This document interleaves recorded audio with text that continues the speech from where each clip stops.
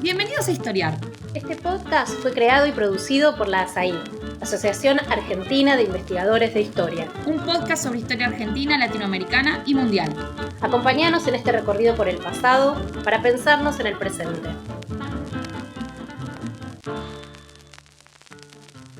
Bienvenidos a un nuevo episodio de Historiar, el podcast de la Asociación Argentina de Investigadores en Historia.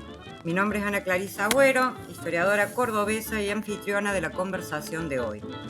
El tema que nos convoca es, a grandes rasgos, la reforma universitaria de 1918 y sus proyecciones a lo largo de un siglo y en un vasto territorio.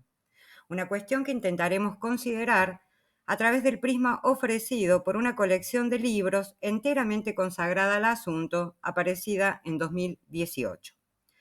Ese año, fecha del centenario de lo que se conoce como el estallido reformista en Córdoba, tocó la editorial de la Facultad de Humanidades y Artes de la Universidad Nacional de Rosario concretar la publicación de 7 tomos y un manual dedicados a la reforma y el reformismo universitarios. Dimensiones del reformismo, tal el nombre de la colección, congregó entonces el trabajo de un vasto conjunto de historiadores, no solo argentinos, atentos a diversos momentos, escenarios y aristas del fenómeno. Me acompañan dos de los responsables de aquel significativo esfuerzo, Diego Mauro y Natacha Bacola, quienes junto a Alejandro Eujanian condujeron la edición general de la obra. Diego es historiador y trabaja en la Universidad Nacional de Rosario y en el CONICET. Natacha es también historiadora y trabaja en las mismas instituciones, además de en la Universidad Nacional del Litoral. Agradezco mucho su presencia y les doy la bienvenida. Bueno, agradecemos la invitación a participar de este podcast y bueno, esperamos tener una buena y fructífera conversación. Bueno, un gustazo compartir con ustedes la charla. Bueno, igualmente, ojalá podamos marchar. Como tengo cierta familiaridad con el tema y con la colección, me autorizaron a extenderme un poquito más, algo que voy a aprovechar para una primera introducción. Sobre todo en relación a la noción misma de reforma universitaria, que es una noción presente en la época a la que comencé refiriéndome, al año 18. Y que entonces señala, creo, al menos dos cosas. Por un lado, el principal motivo ideológico de una revuelta estudiantil que iniciada en Córdoba entre 1917 y 1918, para comenzar por la narrativa más habitual, partió de demandas bastante domésticas, siguió con otras de corte académico y concluyó por asumir una dimensión abiertamente política. Es decir que, al menos visto retrospectivamente, ese movimiento fue de la disconformidad con asuntos como los horarios de retorno al internado del Hospital de Clínicas, en septiembre del 17, a un conjunto de demandas más amplias en diciembre, cuando el internado se cierra y tiene lugar una ordenanza que también moviliza a los alumnos de ingeniería.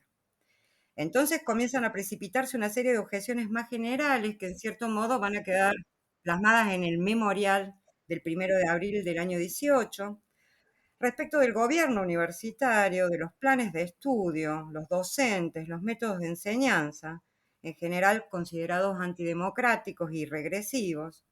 Y en menor grado también tiene lugar la reivindicación de los concursos como un modo de ingreso a la docencia más adecuado, algo que se hace en los estrechos márgenes que ofrece entonces la llamada Ley Avellaneda,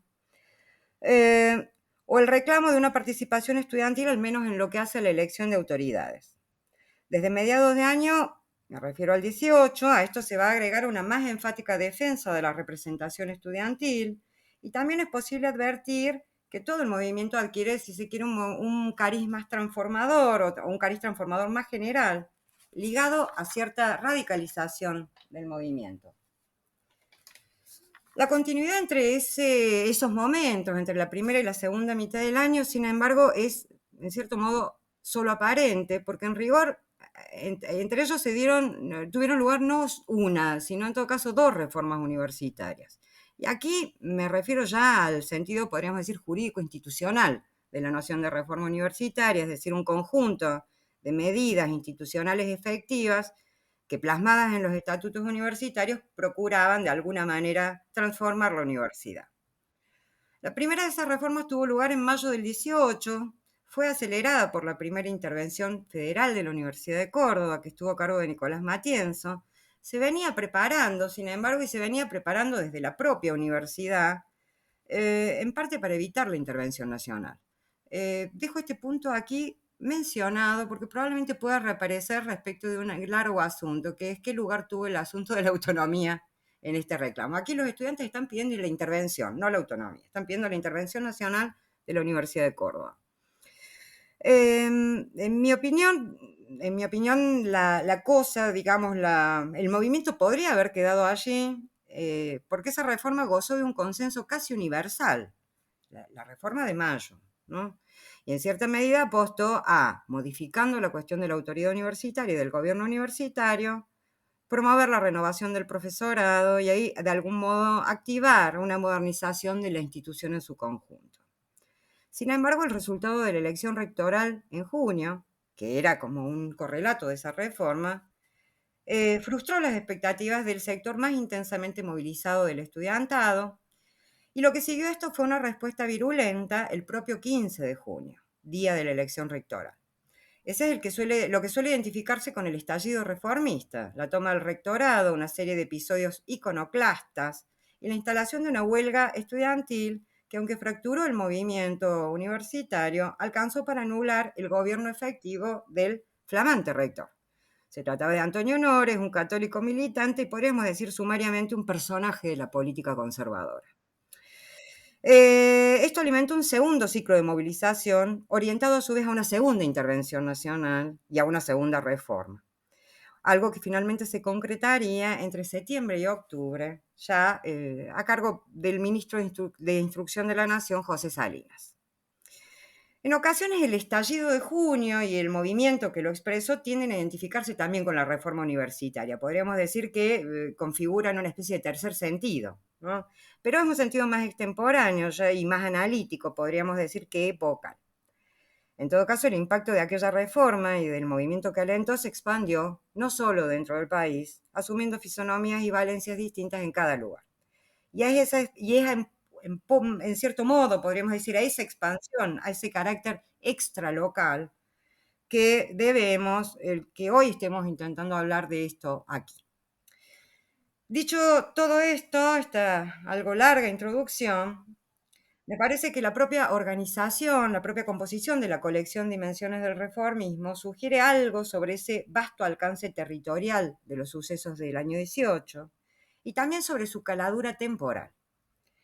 Y aquí cabe un paréntesis, porque en Argentina hubo reformas universitarias y movilizaciones estudiantiles previas, ¿sí? No obstante lo cual, el año 18 asumió el lugar de un punto de origen del movimiento estudiantil y del motivo reformista. Así que lo primero que quería pedirles a Diego y a Natacha es que comenten cómo se compone la colección, que en cierto modo la presenten, y que de algún modo compartan también cuál fue el criterio asumido para su organización. Bien. Bueno, hay una serie de cuestiones que nos has ahorrado a presentar. Voy a concretamente comentar justamente cuáles fueron los criterios para organizar la colección, que no por nada se llama Dimensiones justamente del reformismo, tratando de recuperar esa cuestión multiespacial y de amplitud temporal que mencionabas, Ana Clarisa, ¿no? En ese sentido, en primer lugar, ¿qué no hay que esperar de esta colección? Un homenaje laudatorio. Ciertamente es algo que está muy lejos de esta colección y en ese sentido plantea o trata, digamos, de rescatar justamente un conjunto de lecturas respecto del hecho de la reforma universitaria del 18 y ponerlo en perspectiva. Y en ese sentido, tratar de revisar y de comprender las diversas lecturas que no solamente, como vos bien planteabas, a escala nacional se han hecho desde el punto de vista no solamente historiográfico, sino a partir de su lectura política, que justamente es un aspecto central en la perdurabilidad en cuanto a la memoria de la reforma universitaria del 18. Y en ese sentido, la otra cuestión que me parece central respecto de esto es el rescatar o la vocación que tuvo la colección de rescatar las apropiaciones y las resignificaciones que respecto al acontecimiento se generaron a lo largo de ese siglo. En ese sentido es, digamos, el por qué, junto con Alejandro y con Diego, decidimos convocar un conjunto muy amplio de especialistas que desde diversos registros, desde distintas escalas, desde distintas cajas de herramientas metodológicas, abordaron justamente este proceso. Un segundo, digamos, aspecto que me parece que es central para rescatar respecto de la organización de la colección es justamente esa doble mirada, ¿no? Por una parte, de los procesos globales, de las dinámicas nacionales, las lógicas estructurales, si se quiere, que ayudan a explicar la reforma universitaria o la reforma universitaria del 18.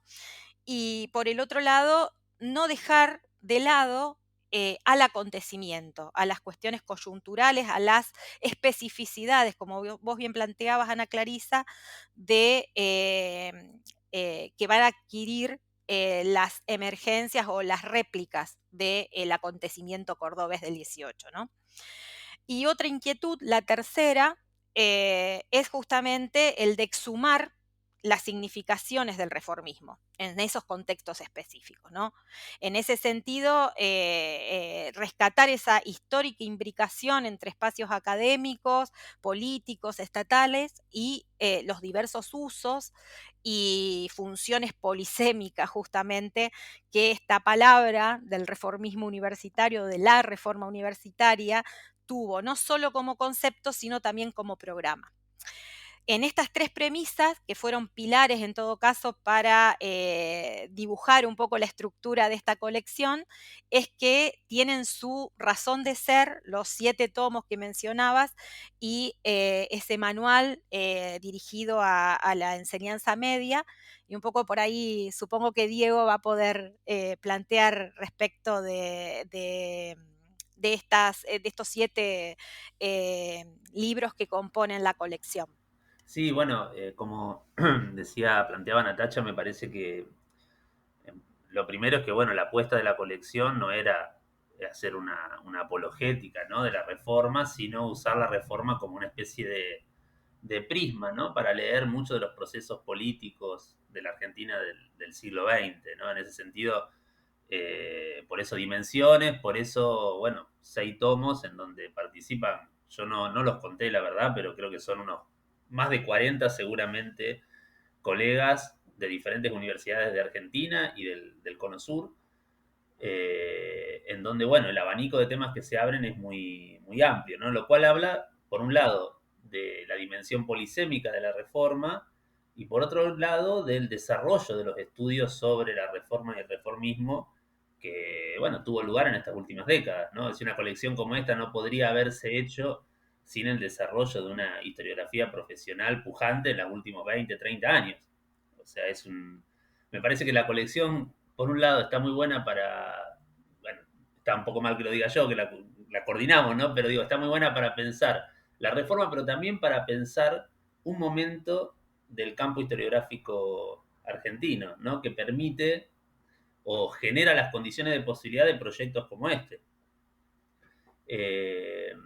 Eso por un lado. Después, bueno, no quiero repetir las cosas que decía Natacha, pero a mí sí me quedo con una de las cosas que dijo que me parece como que fue central de la colección, que era jugar, por un lado, un juego de escalas, ¿no? Por eso, por ejemplo, los viajes de la reforma en América Latina, el tomo que coordina Martín Vergel, por ejemplo, las diversas apropiaciones que se producen a partir de un juego de diferentes escalas, pero también me parecía interesante el presupuesto de que solo con un registro estructural no era posible explicar la reforma y su impacto, ¿no?, sino que había que recuperar esa dimensión acontecimental que yo creo que, bueno, Ana Clarisa es una de tus principales aportes en ese sentido, ¿no? De decir, bueno, si uno reconstruye variables contextuales, ¿no? Supongamos, no sé, la crisis de los regímenes oligárquicos, el impulso del reformismo a principios del siglo XX, ¿no? Contextos globales como la Gran Guerra, etcétera, etcétera, todo eso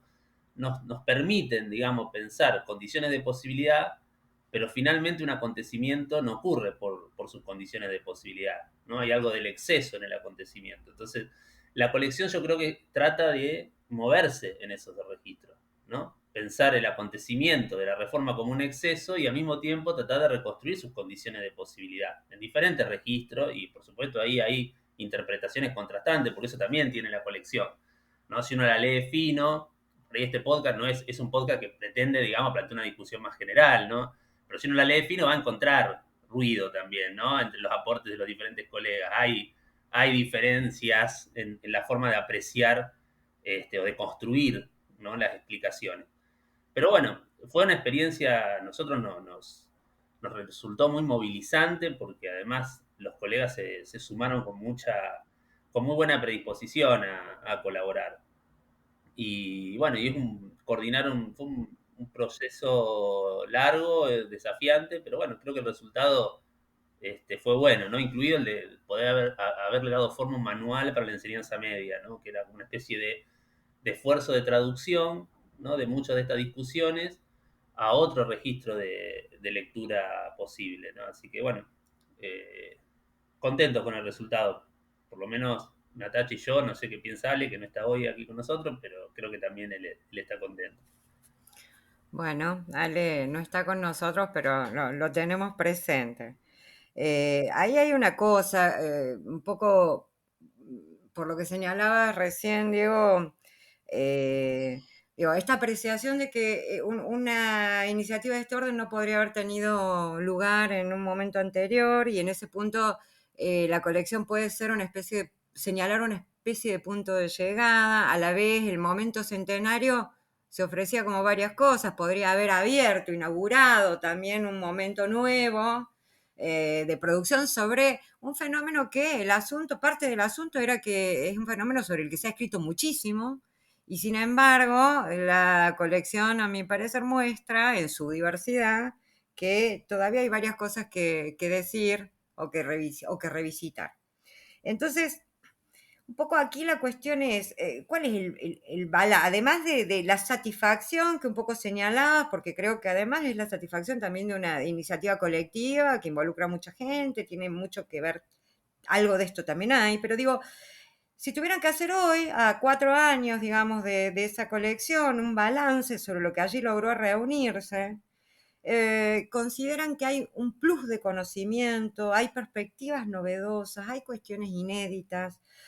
Podríamos decir, ¿qué puede decirse hoy sobre la cuestión de la reforma y el reformismo a partir de lo que esa colección abrió? A ver, desde mi punto de vista, y bueno, creo que trasunta un poco varias charlas digamos, intercambios que a lo largo del año y pico largo que duró la organización de esta colección surgió entre Ale, Diego y yo. Creo que un poco la idea fue justamente compendiar y visibilizar esa renovación historiográfica y volver a poner la reforma universitaria en discusión, no como un objeto de estudio solo de la historia de la universidad o del movimiento estudiantil, sino como un objeto muy polifacético que merecía y sobre todo invitaba a hacerle nuevas preguntas desde otros registros metodológicos y desde otras escalas. No solo de la historia local, regional, global, sino también incorporarla en cuanto a el planteo de preguntas desde la historia intelectual, de los intelectuales, de los movimientos sociales, obviamente, y de la universidad, pero también desde la historia política, como mencionabas al inicio en la introducción, Ana Clarisa.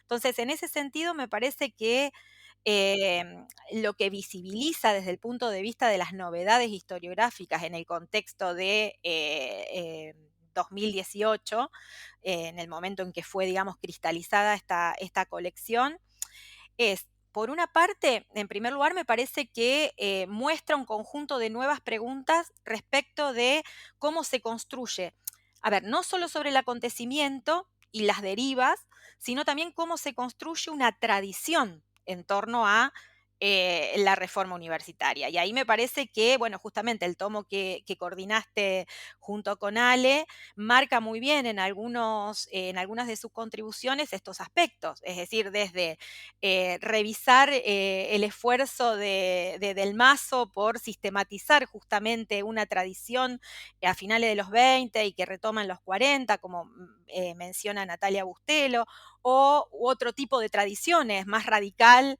en torno a Insurrexit, como va a plantear Horacio Targus, es decir, un conjunto de disputas por el significado. En segundo lugar, me parece que otra cuestión que muestra la colección es las inquietudes historiográficas que en los últimos años llevaron a preguntarse por qué hace a la centralidad de la reforma del 18, o mejor dicho, cuál es la capacidad de ese suceso para que justamente se constituya en un legado que se reclama no solamente dentro de la propia generación y el contexto, como planteaba el caso de Gabriel del Mazo, sino también en las generaciones posteriores. Y ahí, en ese sentido, me parece que la colección rescata muy bien en ese sentido, esas diversas, digamos, sedimentaciones o esa potencia performativa que va a tener a lo largo de esa historia centenaria. Es decir, la reforma aparece para algunos como revolución, para otros como una transformación que no tiene que ver solamente con la demanda democratizadora y el cogobierno, que es lo que aparece como central y que vos bien mencionás también en tus investigaciones respecto, bueno, de por qué se fija el sentido en junio, el momento del 15 de junio y no en los acontecimientos anteriores, donde justamente dan lugar a otro tipo de reforma, ¿no? Y en ese sentido, bueno, la gran disputa respecto de las consignas democratizadoras y las consignas propiamente académicas, en donde justamente ahí hay una tensión que creo que a lo largo de toda la colección lo atraviesa entre qué significa en términos académicos el reformismo universitario, si tiene que ver con el lugar que ocupa la universidad en relación a la sociedad y en ese sentido las transferencias, vamos a decir, o por el otro lado, si tiene que ver con la relación con una dinámica, digamos, alejada de lo profesional, justamente la crítica profesionalista y la construcción de otro tipo de universidad. En otro punto, digamos, que me parece, y en tercer lugar, es la cuestión, en este sentido, de algo que vos marcabas al principio de la presentación, y que es la capacidad expansiva que el hecho de la reforma del 18 va a tener, y en ese sentido creo que los tomos de Vania Markarian y que coordina Martín Vergel lo marcan muy bien respecto de esa capacidad justamente de desanclarse, no solamente del lugar físico de la Córdoba del 18, sino también de desanclarse respecto de los propios actores, es decir, buscar vasos comunicantes con otros actores sociales, la movilización estudiantil y su vocación de conexión con la movilización obrera, por ejemplo, y en ese sentido me parece que es otro aspecto que, digamos, es central en esas aportes. Y por último, y ahí le dejo la palabra a Diego, me parece que no hay que dejar de mirar el otro costado, ¿no? ¿Qué es lo que provoca el reformismo universitario en el 18? No solo desde sus, en todo caso, lectores que lo ven o lo acogen positivamente, sino aquellos que se establecen desde la orilla de la crítica, ¿no? Entonces, en ese sentido, me parece que también es un aspecto productivo y nuevo respecto de otros aportes. Y en este sentido, bueno, me parece que por ahí Diego puede mencionar alguna cuestión más respecto de esto. Sí, bueno, es difícil hacer un balance de qué sería, ¿no? Específicamente qué es lo, si uno mira toda la colección, qué es lo nuevo, ¿no? Si hay alguna cosa. eh, yo tengo la sensación de que, por ejemplo, por un lado, la propia categoría de juventud me parece que es algo que está mucho más madurado a partir de la propia historia de la juventud que se viene haciendo en Estados Unidos, otras historiografías también que vienen trabajando mucho esto. Me parece que le ha dado otro espesor para pensar la coyuntura de las primeras décadas del siglo XX. A mí me parece que ahí hay tela para cortar en ese sentido. Después, por otro lado, sí, como planteaba Natacha, lo que tiene que ver con el tomo que coordinamos con José Zanca, me parece que eso sí es algo que tal vez no se había hecho demasiado, ¿no? Que era, bueno, reconstruir una historia del reformismo desde quienes cuestionaron desde diferentes lugares a la reforma universitaria, no tanto en la propia coyuntura del acontecimiento como luego en las diferentes apropiaciones, reinvenciones de la reforma en diferentes coyunturas, ¿no? Eh, y ahí lo que uno encuentra es que efectivamente, bueno, los católicos participaron activamente en un primer momento, que esa primera reforma de mayo, como decía vos, Ana Clarisa, es una reforma de la que los católicos se sienten parte. Y lo interesante es que después fue tan fuerte, ¿no? El acontecimiento, ¿no? La rebelión a partir de mediados de junio y el triunfo finalmente de este sector del reformismo en la construcción de una memoria de la reforma, que vos ya no vas a encontrar actores católicos que reivindiquen la reforma o que, como sí ocurría en ese momento, donde vos ibas a encontrar a los católicos que decían, bueno, pero la verdadera reforma es la que empezamos nosotros, ¿no? En mayo, junto con, cuando formamos parte del Comité Pro Reforma. Eso se borró totalmente, incluso de los católicos, ¿no? Ya en los años 20 mismo ya no vas a encontrar ni en Criterio, ni en los círculos de la juventud católica, etcétera, quienes reivindiquen la reforma, que queda asociada, ¿no? A un discurso anticlerical, ¿no? Que además es algo que se va construyendo al calor del conflicto, que no está en un primer momento. Entonces, me parece que ahí sí, efectivamente, mirar los antirreformistas y diferentes antirreformismos, porque uno también podría pensar el peronismo tiene mucho antirreformismo, pero finalmente cosas que incorpora la década peronista luego son retomadas como parte de las banderas reformistas en la actualidad, ¿no? Incluso, de hecho, cuando uno conversa con los estudiantes de la facultad, muchos tienen esa confusión, ¿no? Efectivamente creen que, por ejemplo, la gratuidad o el ingreso irrestricto, que son cosas que se discuten en el contexto de la reforma, pero no logran el consenso suficiente, sí formaban parte de esa reforma del 18. Entonces hay ahí, digamos, una reinvención también de lo que tiene que ver con los usos políticos y demás contemporáneos, una memoria que, bueno, me parece que esta lectura antirreformista a lo largo del siglo XX, bueno, aporta alguna cosa nueva, ¿no? Y después lo tercero que a mí me gustó mucho, en realidad, como, bueno, estás vos acá, pero a mí me gustó mucho tu trabajo, Ana Clarisa, y yo siempre lo digo, y lo usé también en mi propio artículo, pero me gusta mucho porque me parece que lo que vos nos mostrás ahí, desde un punto de vista teórico, o sea, pensando más allá de la reforma, es las herramientas para pensar una teoría del acontecimiento, ¿no? Que es algo que la filosofía política con Rancière, Alain Badiou, etcétera, viene hace rato pensando, ¿no? Esta idea del exceso en términos de filosofía política. Y ahí vos nos mostrás un laboratorio de cómo surge un acontecimiento. A mí me encanta ese titular que tiene La Voz del Interior cuando dice, bueno, el comienzo del fin, ¿no? El principio del fin cuando se sanciona el nuevo estatuto con Matienzo en mayo y todo el mundo cree que efectivamente el conflicto va a desescalar. Sin embargo, una serie de microacontecimientos que uno lee reconstruyendo minuciosamente el día a día, desatan una rebelión que cambia el curso de las cosas y pone el proceso en una dirección que no era previsible 5 o 4 meses antes. Entonces, cuando uno lo mira desde muy chico, tiene ahí un laboratorio de cómo puede generarse un acontecimiento político. Y eso es para los historiadores muy importante, que estamos acostumbrados a pensar en términos estructurales y de larga duración. Los acontecimientos nos generan muchos problemas, porque cuando uno va a construir la causalidad del hecho, el acontecimiento no se puede reducir a las causas. Entonces me parece que ahí pensar esa dimensión acontecimental de la reforma, que por supuesto tiene que ver con dinámicas estructurales generales que están ocurriendo, ¿no? La crisis de los regímenes conservadores, del mundo de los notables, de las oligarquías, el concepto que queramos, en un mundo además que está en ebullición, ¿no? La Gran Guerra, Revolución Rusa, ¿no? Donde las fronteras de lo posible parecen que se están corriendo, ¿no? Todo eso está. Pero, sin embargo, a pesar de que está en mayo, parece que no va a ocurrir nada, ¿no? Y en septiembre ya se ha producido una rebelión que cambia el sentido de los acontecimientos. Entonces a mí me parece que eso sí es una novedad de la colección, ¿no? el recuperar con todas las letras esa dimensión inexplicable en términos estructurales de un hecho político como tal.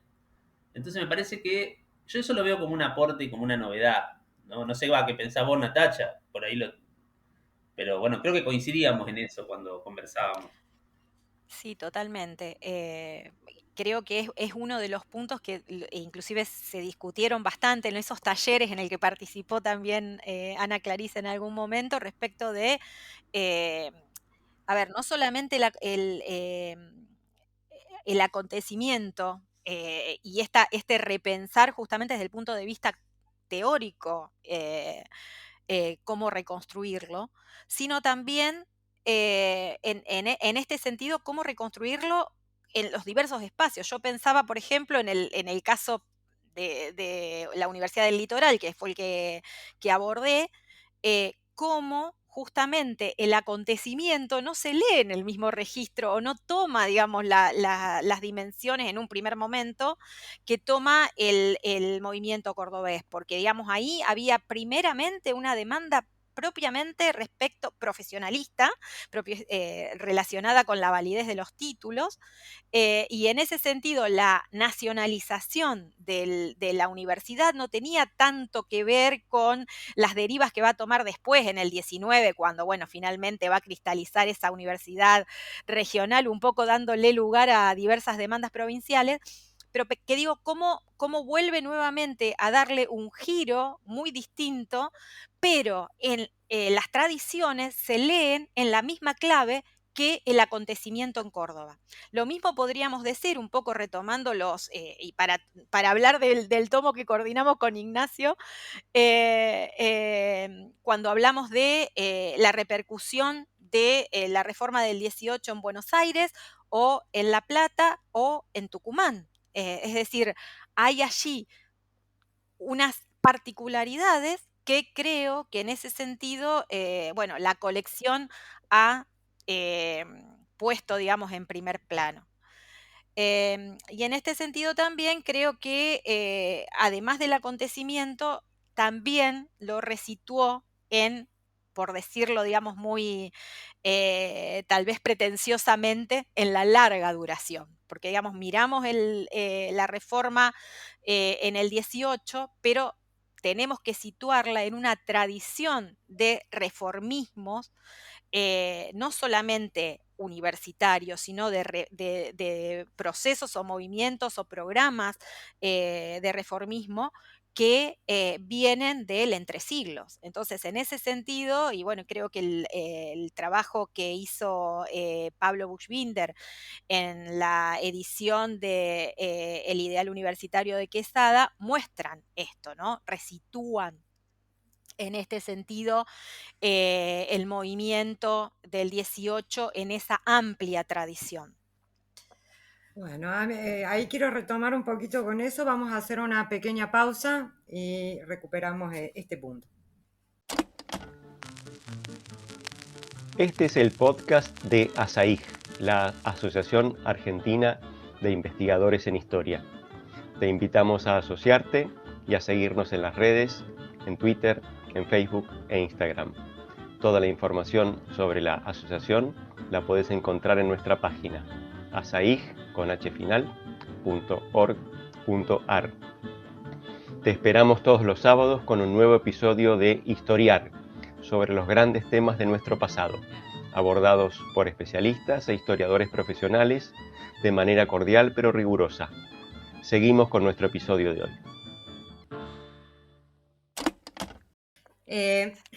Ligado a esto, algo que ya Natacha anticipó, yo quiero retomar dos cosas. Por un lado, a partir de lo que decía Diego, la relevancia de la revisita del acontecimiento también para pensar la reforma universitaria en tanto experiencia, porque también ocurre que ligado a ese acontecimiento en el que pueden desglosarse distintas temporalidades y se abre paso, digamos, lo inesperado, la incertidumbre, algo que efectivamente no se agota remitiendo a unas causas, se abre una cosa nueva. También tiene lugar un apretadísimo proceso de politización estudiantil. Y digo apretado porque realmente es un lapso corto el que permite registrar desplazamientos en las posiciones a veces muy significativos, ¿no? Entonces me parece que ahí hay una cuestión que es como una primera cuestión que parece que es cómo se liga eso a la experiencia. Y atento a lo que decía Natacha, bueno, en parte esa politización se da también transitando distintos tipos de reformismo que se engarzan más o menos a las dimensiones, digamos, a los reformismos sociales, políticos, económicos, preexistentes y de otro orden, entendiendo por eso, muy groseramente, al menos la cuestión de un conjunto de posiciones, eventualmente doctrinas gradualistas, tempistas y demás. ¿Hay algo que quieran decir sobre ese vínculo que a mí me interesa mucho, pero que a ustedes también les interesa, quizás a Natacha más en profundidad en el tiempo y a Diego más digamos, contigüidad?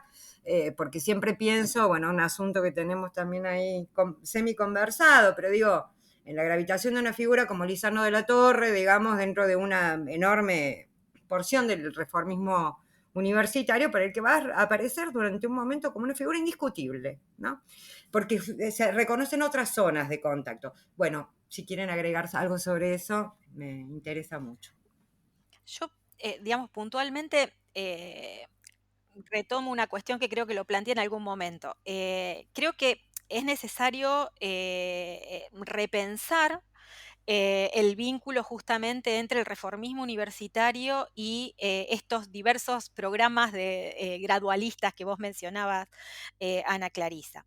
Y lo digo porque justamente como plantea en la presentación del texto de Quesada Pablo Buschbinder, no hay que dejar de, digamos, establecer un puente respecto de lo que se llamaba a finales del siglo XIX la cuestión universitaria. Es decir, el tema, y de allí que, digamos, bueno, obviamente hubo un conjunto de reformas que fueron previas, las reformas de la primera década del siglo XX, en el caso de la Universidad de Buenos Aires, en donde justamente había una cuestión, un conjunto de demandas que aparecen en el 18 que ya estaban saldadas, pero que básicamente estaban vinculadas con justamente el lugar central que la universidad como productora de conocimientos o de saberes de Estado para el buen gobierno podían proveer para esos programas de transformación, pero por el otro lado, como formadoras de nuevas élites. En ese sentido, creo que hay allí un punto interesante, y en esto, bueno, la figura que vos mencionabas, la figura de Lisandro de la Torre puede ser un ejemplo al respecto, pero de cómo se vuelven a repensar los lugares y los vínculos entre las élites, la universidad como formadora y como escuela política también. Y en ese sentido, digo, estos procesos del entresiglos también están vinculados a esa mirada atenta que esas élites tenían respecto de las experiencias extranjeras. En esa dirección no solamente hay detrás de todos estos procesos una mirada respecto de lo que, bueno, no sé, las reformas fueron en la Tercera República Francesa, pero también en ese debate respecto de los modelos universitarios, la confrontación central que hay respecto de la universidad profesionalista y masificadora en un punto de clave francesa y ese vínculo central entre universidad e investigación que va a marcar justamente el modelo alemán. Entonces, en ese sentido, me parece que esas tradiciones del reformismo vistos en clave política, en clave social, tienen o tuvieron previamente a la reforma del 18 a la universidad en el ojo de la tormenta, ¿no? Y en ese sentido me parece que aparecen como, digamos, un vínculo muy, muy claro en estos registros. Y solamente otra cosa más para terminar, creo que también hay que pensar en esta dirección que no es algo excepcional en los procesos políticos de cambio, porque si nos atenemos, por ejemplo, a los procesos previos, inclusive en la América colonial y en los primeros momentos de la independencia, la universidad fue en ese sentido una caja de resonancia respecto de las demandas para construir justamente ese Estado-nación y construir esas élites dirigentes. En ese sentido, creo que, digamos, podemos hablar de en esta clave de las lecturas o las recepciones, por ejemplo, a principios del siglo XX, de como mencionaba Diego, de los quiebres del antipositivismo, de bueno, estas tradiciones reformistas, sobre todo europeas, pero también tenemos que pensar en esa misma clave toda esa recepción previa que en los procesos o en la coyuntura de los procesos de independencia en la universidad fue caja de resonancia de esa recepción tan particular, como señalara Chiara Monte, de el pensamiento ilustrado. Es decir, en ese sentido me parece que hay allí una cuestión muy importante a rescatar. Sí, mira, me quedaba, bueno, varias cosas. Me quedaba pensando en esto que planteabas de Lisandro de la Torre, ¿no? Porque lo conversamos varias veces. Yo no lo tengo muy claro, la verdad. Eh, sí, por supuesto, la universidad aparece como un actor importante en la formación de élites, ¿no? Técnicas, aunque todavía esa impronta, entre comillas, tecnocrática de los años 30 todavía no está, me parece, en la Argentina de la década del 10. Pero después a mí me parece que sí hay un problema entre De la Torre y la universidad, porque digo, a fin de cuentas, Lisandro de la Torre no le da mucha importancia a la universidad, o le da mucha menos importancia a la reforma del 18 de la que uno podría presuponer que iba a darle.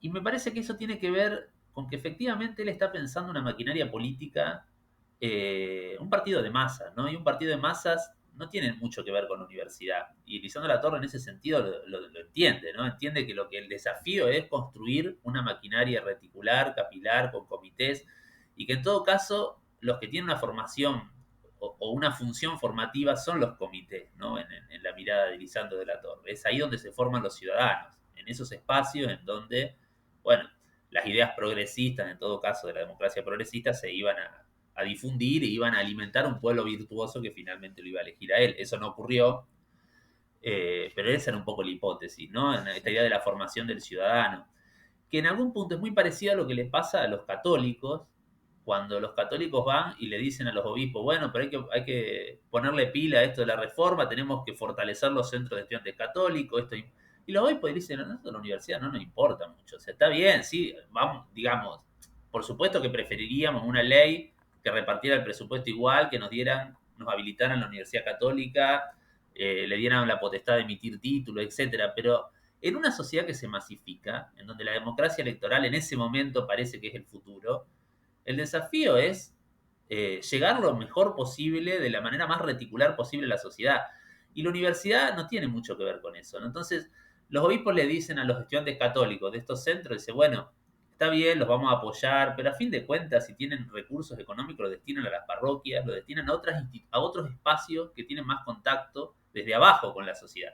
Y Lisandro de la Torre, que es un político que está a la cabeza de un partido de masa, me parece que entiende esto. Entonces, si bien por un lado se siente cerca de la reforma universitaria, porque él comparte su ideario y su partido, sin duda, la reivindica, no tiene del todo claro cómo fortalecer una presencia en la universidad redundaría en un rédito político para su formación política, ¿no? Bueno, esto lo estoy pensando un poquito ahora a partir de lo que vos me decís, no lo tengo del todo claro, pero he pensado varias veces por qué Lisandro de la Torre no reivindica, ¿no?, de manera más clara la reforma del 18, es algo que es bastante marginal. Incluso uno podría pensar desde el punto de vista del anticlericalismo que se consolida en el PDP en los 20, uno parece, bueno, ahí hay un punto de concordancia y sin embargo uno no lo encuentra en el discurso de Lisandro. Pero bueno, es algo para seguir pensando, ¿no?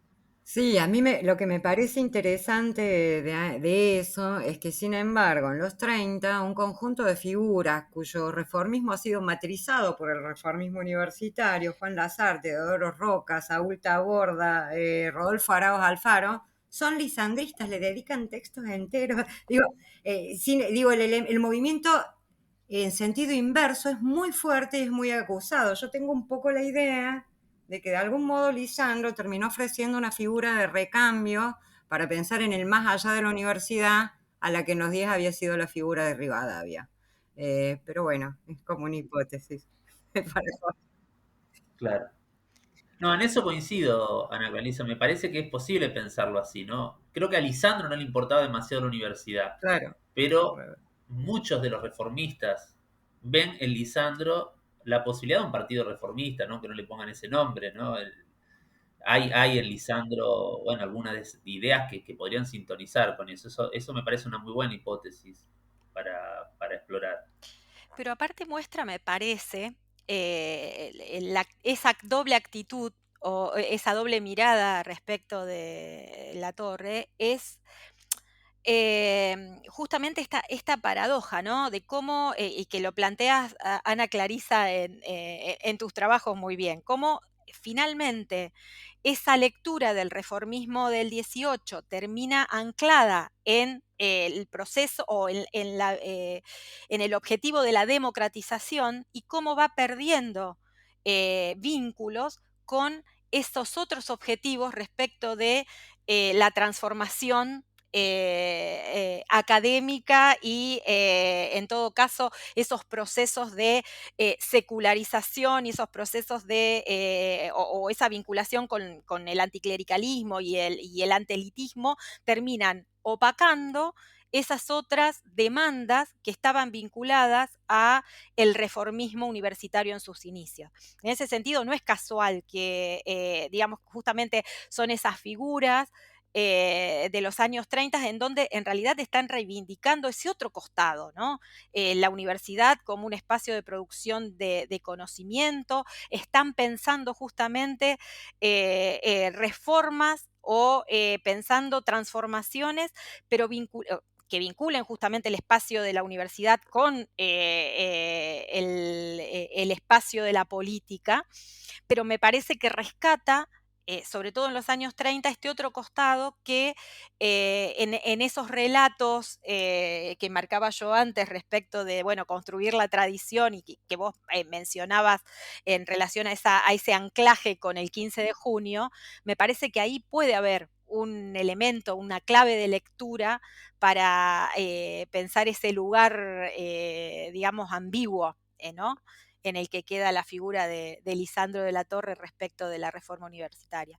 Y por el otro lado, otra cuestión que me surgía ahora. Yo digo, también vemos la gran dimensión simbólica del acontecimiento cuando volvemos la mirada a qué era la universidad en 1918. Primero, digamos, muy poca gente llegaba a la universidad y en segundo lugar, había muy pocas universidades.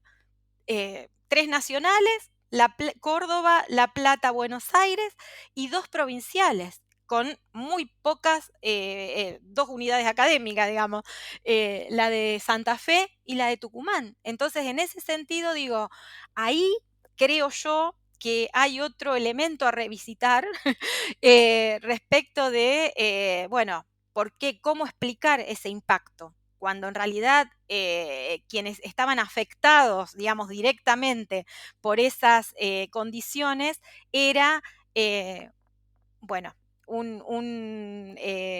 digamos, un costado muy minúsculo respecto de los actores políticos y sociales de época. Bueno, yo creo que finalmente el entusiasmo me ganó y estamos como sobre el tiempo. Voy a fusionar las dos últimas preguntas en una sola, porque ahí un poco la cuestión era, bueno, esta colección surge en un momento de conmemoración, podríamos decir, y en ese sentido, una parte de la pregunta es cómo vieron ustedes ese momento conmemorativo, como un lazo vivo con el pasado, como una suerte de forma de relación rutinaria con el pasado y la efeméride o de otra manera. Y esto podría ligarse también a la cuestión de la presencia de la reforma universitaria, digamos, en la universidad contemporánea, ¿no? ¿Cuánto de eso está todavía y cuánto no? lo que quieran señalar sobre esos dos puntos. La verdad que la pregunta está buena, es muy interesante. Hay como diferentes respuestas posibles. Eh, a mí me da la sensación de que si yo tuviera que optar por una respuesta entre una conmemoración ritualizada o una conmemoración más viva, diría que fue más una conmemoración ritualizada, ¿no? Me parece que en el sentido de que la reforma es algo que formó parte de una sociedad, bueno, muy diferente, ¿no? A la actual de una Argentina muy distinta. Eh, Habría que ver, en todo caso, cómo pensaríamos hoy la agenda de una nueva reforma universitaria, ¿no? Me parece para ver a partir de ahí qué pasa con el lugar que la reforma tiene, ¿no? Pero digo, a mí me dio la sensación de que efectivamente la reforma universitaria, por lo menos mi sensación por lo que ocurrió en la Universidad Nacional de Rosario, es que no es un fenómeno político demasiado vivo, ¿no? Es decir, por supuesto se lo reivindica, forma parte de una ritualizada recuperación de luchas que alimentaron, etcétera, etcétera, etcétera, digamos, por ejemplo, el movimiento estudiantil, pero no me da la sensación de que sea, ¿no?, algo que hoy movilice, que hoy motorice, tal vez porque sea necesario repensar una agenda nueva, ¿no?, de reivindicaciones, ¿no? No sé, lo estoy pensando un poquito en voz alta, no sé, Natacha, cómo lo ves vos. Eh, No, yo coincido en lo que planteás. eh, Yo lo único que agregaría es que creo que, a ver, desde un costado positivo es que, digamos, la universidad, al menos simbólicamente, se sigue mirando en el espejo del movimiento de la reforma universitaria. Tal vez, y ahí pienso un poco en el texto de Portantiero, donde dice, bueno, es una universidad no reformada, sino reformista. Entonces, en ese sentido, si hay un legado que puede ser recuperado contemporáneamente, creo que es ese espíritu crítico, ¿no? Y un poco en esa dirección, creo que tal vez la coyuntura del 2018 podría haberse planteado como una coyuntura de más debate que lo que efectivamente se hizo. En un momento creo que quedó ligado a la cuestión de el homenaje del efeméride y demás, y no avanzó en ese potencial crítico. Pienso, por ejemplo, recuerdo cuando fue el Congreso que se desarrolló ahí en la Facultad de Humanidades, acá en la Universidad de Rosario, que estuvimos presentes, justamente coincidió con el debate en torno a la ley de interrupción voluntaria del embarazo. Entonces, en ese sentido, digo, ahí fue un momento en donde las demandas feministas aparecieron, y creo que en el Congreso mismo lo vimos, la cuestión de género y la incorporación de un conjunto de otras demandas que estaban por fuera, digamos, en todo caso, o en un momento estuvieron por fuera de esa agenda universitaria, calaron muy profundo. Pero me parece que respondieron a otro tipo de movilizaciones que tal vez la universidad, no sé si la catalizó, o al menos desde mi perspectiva, desde un punto de vista de efectivamente incorporarlo como demanda, ¿no? O como política universitaria. En ese sentido, vuelvo a decir, me parece que como espíritu crítico, creo que todavía sigue repensándose la universidad en ese espejo de la reforma del 18, pero por el otro lado también coincido con Diego de que en este sentido ya el contexto histórico, las nuevas generaciones no se sienten interpeladas del mismo modo por esos programas. Creo que es una tarea de los actores de la universidad volver a pensar o volver a discutir y poner en el centro del debate una nueva, digamos, agenda de cuestiones en ese sentido. Yo para agregar una cosa que, pensaba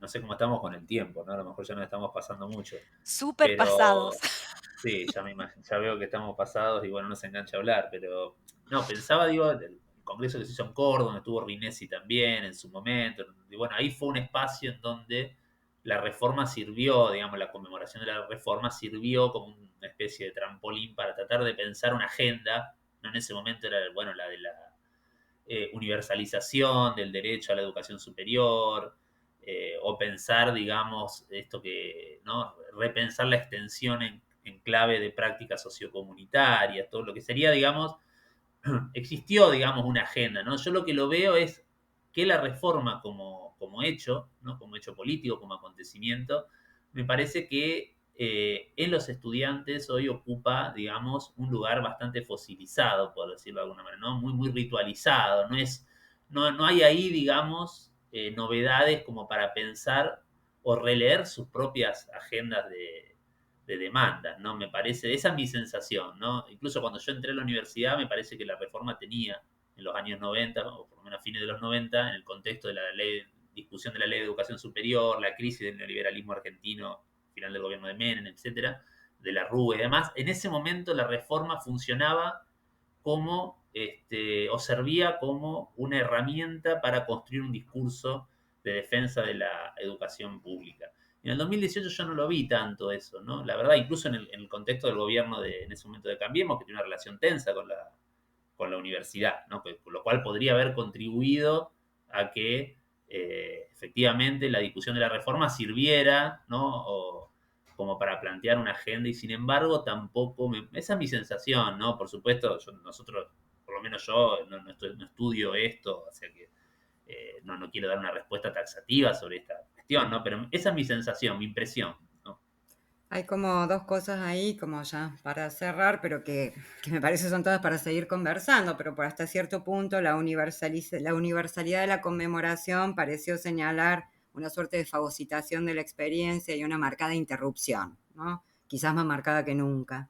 Y ahí hay un dato bien atractivo para pensar en términos históricos, digamos.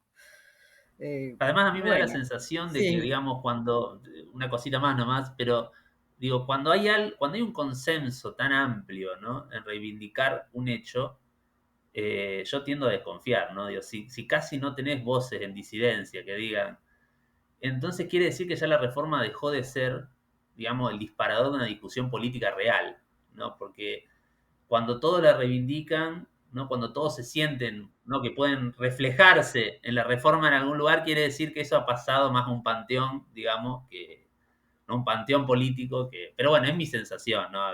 Esto tendríamos que seguirlo discutiendo.